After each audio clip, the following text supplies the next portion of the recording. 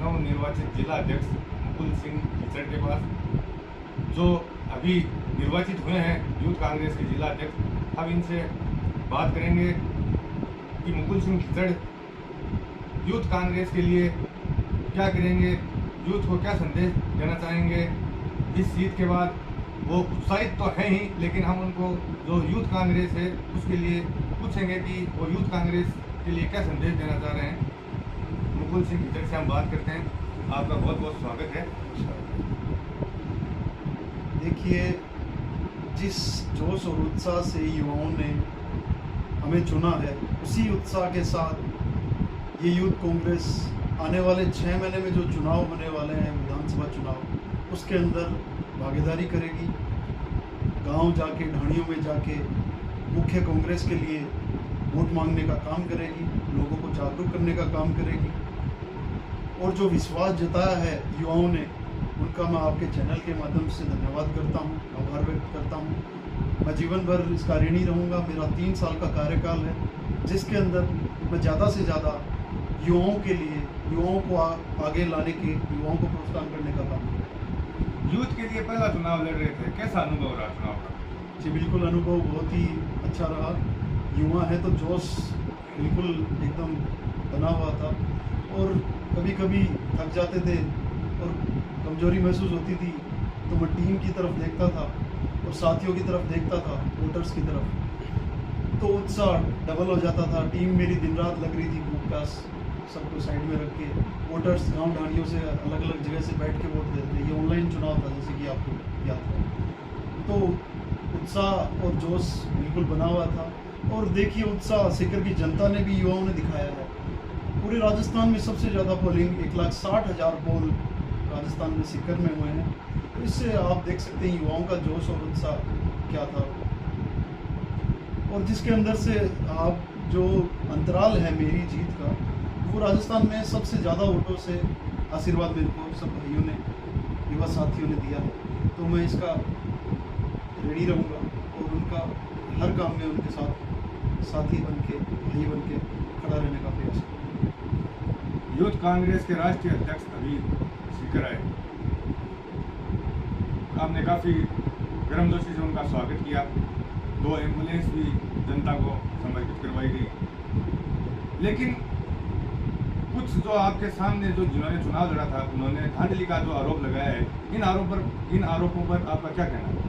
देखिए, आरोप बिल्कुल निराधार है। और राष्ट्रीय अध्यक्ष जी हमारे सम्मानित श्रीनिवास जी हैं, वो खुद कोविड काल में उनको ऑक्सीजन मैन का नाम मिला। वो घर घर ऑक्सीजन बांट रहे थे दिल्ली में, अपना घर बार छोड़ के। पूरे कोविड समय पे उन्होंने काम किए। उस समय मैं भी यहाँ पे सीकर के अंदर काम कर रहा था। हम भी कोविड सेंटर्स में किट डिस्ट्रीब्यूट करनी, फूड डिस्ट्रीब्यूट करना, अलग अलग हमने एम्बुलेंस, मैंने उस टाइम पे भी कोविड में एक जनाना हॉस्पिटल में फ्री लगा रखी थी। तो अब उसी से मुझे प्रेरणा मिली। और फिर मैंने अभी 2 एम्बुलेंस जनाना हॉस्पिटल के लिए फ्री करी है, गर्भवती महिलाओं के लिए। वो फ्री रहेगी 3 साल के मेरे कार्यकाल तक।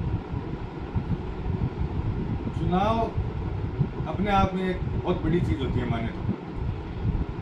जब आप पहले समाज सेवा कर रहे थे, क्या आपकी मंशा थी कि आप कभी चुनाव लड़ेंगे?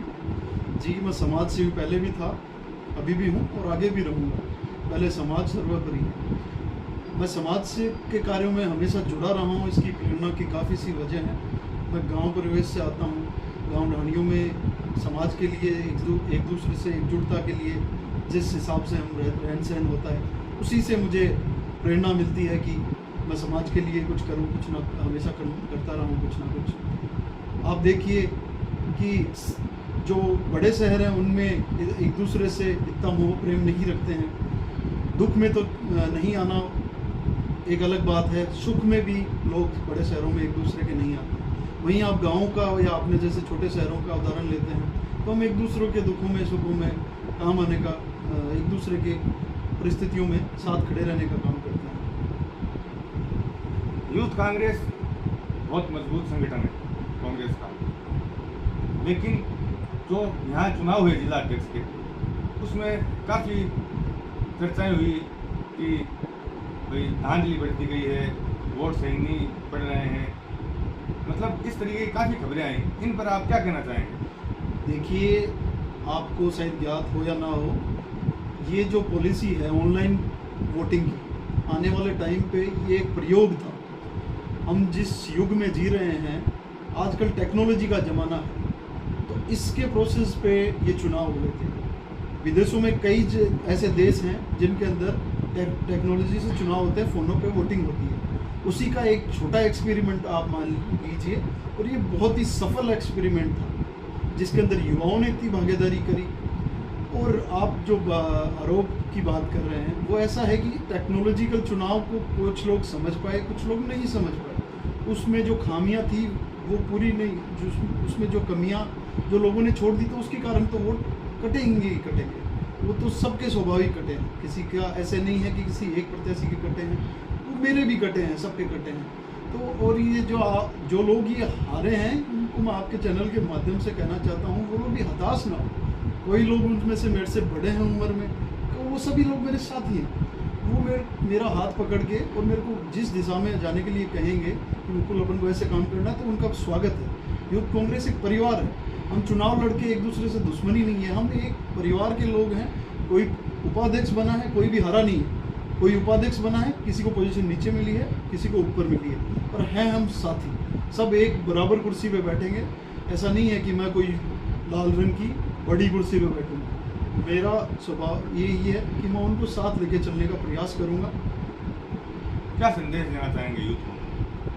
जी, युवाओं के लिए मेरा खासकर संदेश यही है, सबसे पहला भाईचारा है। भाईचारा बना के रखेंगे तो सारे काम आसान रहेंगे। फिर अपन समाज की, परिवार की, देश की सोच आगे बढ़ाने का काम करें। देखिए, जो बीजेपी का प्रोपेगेंडा है वो बांटो राजनीति करो, नफरत की दुकान, और ये सही भी है। राहुल गांधी जो कहते हैं नफरत की दुकान बंद करो और मोहब्बत की दुकान खोलो। कर्नाटका में नफरत की दुकान बंद हुई है और मोहब्बत की दुकान खुली है।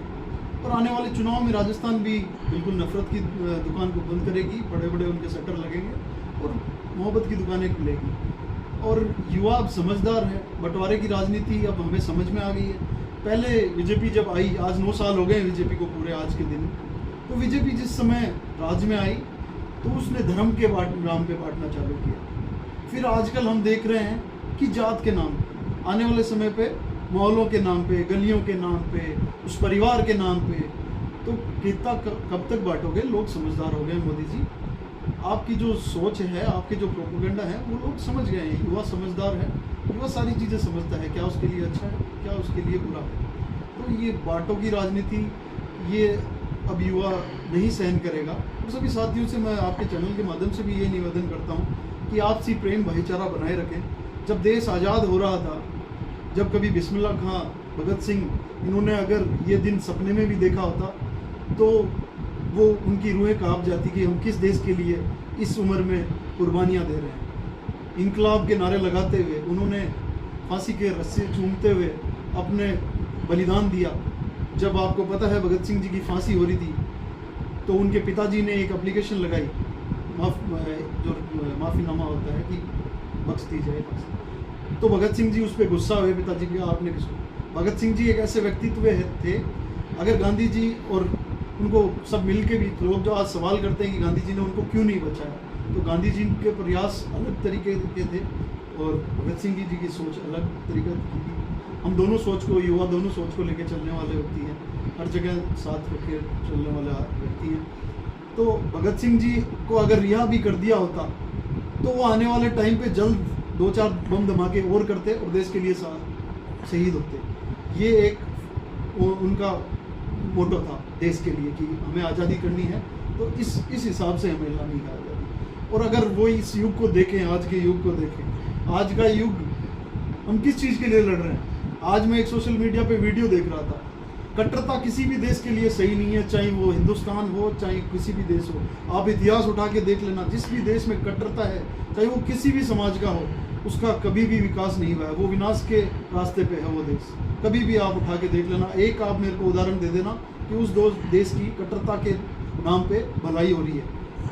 आप सऊदी अरबिया देख लीजिए, दुबई देख लीजिए, वो किस हिसाब से सारे लोगों को वेलकम करते हैं। हमारे भी कितने प्रवासी मजदूर वहाँ काम करते हैं, लोग सब जाके काम कर रहे हैं, सब रह रहे हैं, अच्छे से सब लोग रहते हैं, कानून कायदे में रह के सारे लोग काम कर रहे हैं। इस देश में जो ये माहौल बनाया गया है कट्टरता का, वो बहुत ही गलत है। कभी भी इसका अंजाम किसी नेता को या बड़े बिजनेसमैन के बेटे को या किसी पूंजीपति को नहीं भुगतना पड़ेगा।